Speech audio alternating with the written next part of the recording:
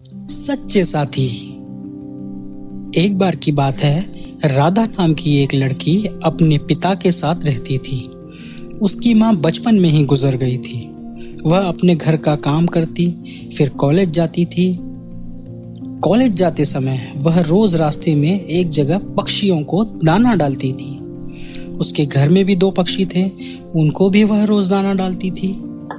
एक दिन उसको पक्षियों को दाना डालते जमींदार के बेटे ने देख लिया। उसने अपने पिता से जाकर राधा से शादी करने की इच्छा जताई। जमींदार ने राधा के पिता से बात करके अपने बेटे की शादी राधा से करा दी। राधा अपने साथ घर के पिंजरे के 2 पक्षी भी लेकर ससुराल आ गई। वह उन पक्षियों को रोज दाना डालती थी। राधा की सास को यह बिल्कुल पसंद नहीं था। वह उन पक्षियों को परेशान करती थी।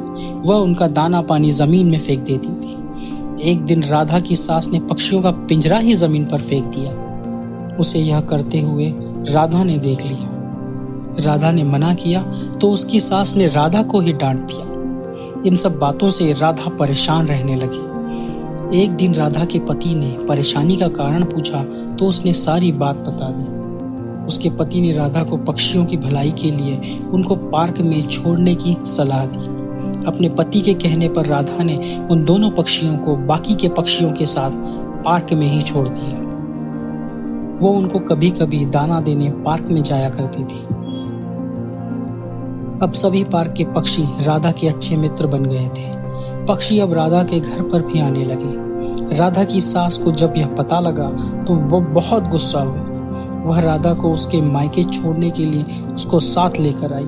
रास्ते में कुछ चोरों ने राधा की सास के गहने चुराने की कोशिश की।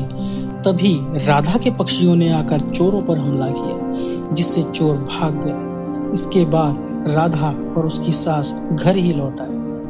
अब राधा की सास की सोच पक्षियों के प्रति बदल चुकी थी। उसने राधा से कहा कि अब हम दोनों चिड़ियों को दाना देने चला करेंगे और पहले के 2 पक्षियों को घर वापस लेकर आएंगे।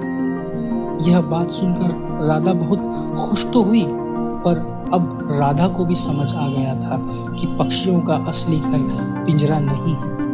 वो जहाँ है वो वहीं ठीक है।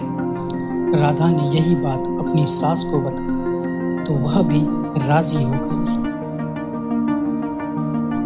सीख।